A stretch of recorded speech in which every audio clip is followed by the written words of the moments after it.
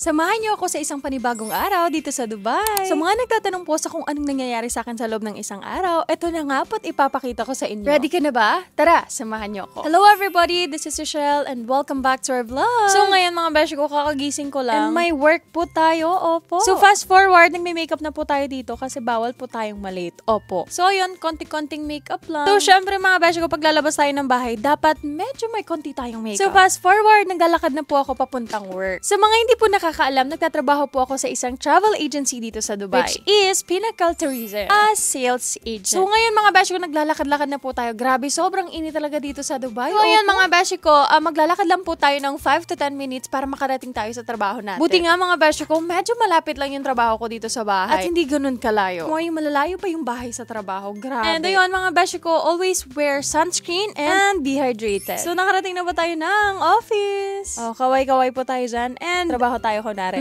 Kunwari, upo-upo, ayan. At ito nga po pala yung reception namin. O, diba? Napaka-aesthetic ng office namin. Gusto niyo ba ng office tour? Charot. So, fast forward. Nag-shoot lang po tayo ng video for kalayaan. And story time, mga beshi ko. Sa mga papanood yung pong mga videos, hindi lang po talaga yan isang take. Siguro mga nasa 20 takes or 200 takes. Siyempre, mga beshi ko, may mga dialogue din po dyan. And may mga emotions na gusto nilang makuha. Kaya kailangan perfect. So, after ng shoot, mga beshi ko, ayun, work mode na talaga tayo, mga beshi ko. Nag-live na po tayo sa ating page, which is Pinnacle Tourism. With other Pinnacle stuff. So, ayun mga beshi ko, catch us on live every... Ano na pala kaming schedule? Abangan nyo na lang kami sa Pinnacle Tourism. O, 5 p.m. siya. Sa page ko naman din siya. So, magchika-chika tayo doon. So, mga beshi ko, ang ginagawa lang naman talaga namin sa live is magchika-chika lang talaga. And syempre, hindi mawawala din yung mga travel updates, promotions, and tour. And syempre, may shoutout din pag nandun kayo sa live, diba? Manood na kayo. So, mga beshi ko, ang live is tumatagal ng 30 minutes to 1 hour. O, diba? Medyo matagal yun. Medyo nakakaubos ng spill. Medyo nakakaubos ng boses siya. Oo. Pero masaya kasi siya. Mga beshi ko, marami po tayo nababasang comments and all. So, ngayon mga beshi ko, hapon na po ito. Natapos na nga po yung live natin. And fast forward, andito nga po pala tayo sa Algorare. And nga pala mga beshi ko, ang office po pala, nasa loob lang ng mall. So, pag galing mo ng work, diretso gala ka na. O, diba, bongga? So, ngayon mga beshi ko, nasa Flava na po ako. Flava, baka naman.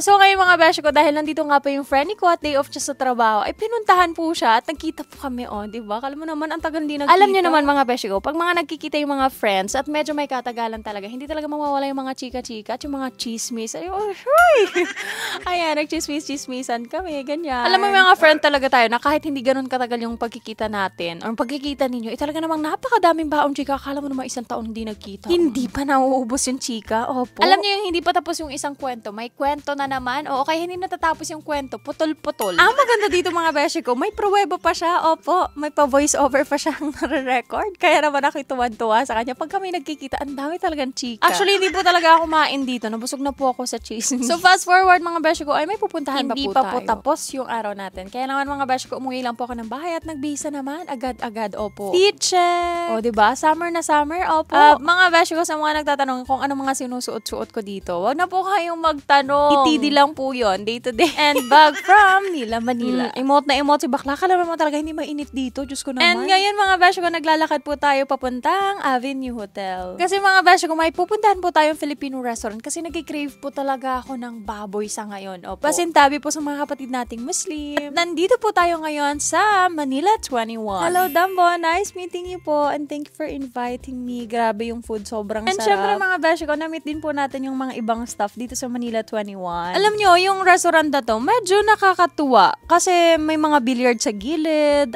may restaurant, and paggabi, nagiging bar siya. Opo. Huy. And syempre, may mga performers din at mga Pilipino yun. Opo. And dito na nga po tayo sa exciting part. Andito na nga po yung lempo at crispy pata. Grabe. Ito yung kinikrave ko for almost a month. At syempre, hindi mawawala ang paborito kong tinuguan. Pinakbet at lechong manok. O, diba? Napakadami. At syempre, hindi po tayo papahuli. Kukuha po tayo agad-agad. Opo. At ang maganda dito mga beshi ko, grabe yung plato nila. Pang 3 tao dahil sobrang laki. At syempre, may mga na-meet din po tayong mga beshi dito. Thank you very much po. Nice to meet you. Again, salamat po, Manila 21. And to Dambo, thank you so much po. And fast forward, nag-grocery lang po ako ng konti kasi wala na po talagang grocery sa bahay. Opo. At kasama ko din nga po pala yung aking mga kapatid. At syempre, pag nakadaan ka talaga sa Riga, hindi mawawala yung mga patchay. Kaya naman nag-chai tayo. O, diba gabi na? Hindi pa rin po tapos yung araw natin. Parang nagsisimula pa lang tayo. So ngayon naman mga beshi ko, meron naman po tayong meeting. Kita nyo ba yung building na yan? O diba parang hugis libro? Ito po pala ay library. At sobrang ang gaganda, lalo na sa gabi. Andito nga po pala tayo sa Dubai Festival City. Dahil may ka-business meeting po tayo. Diba? Business meeting yun. And ayun mga beshi ko, ayan, nasa parking. Dahil papunta na naman po tayo sa isang restaurant na doon tayo mag-meeting. Diba? Social, ang mga meeting dito sa restaurant. Grabe mga beshi ko, sa sobrang busy natin ngayong araw. Pants lang po yung pinalitan natin. Opo. And I can't wait to share this with you guys. Grabe. Soon.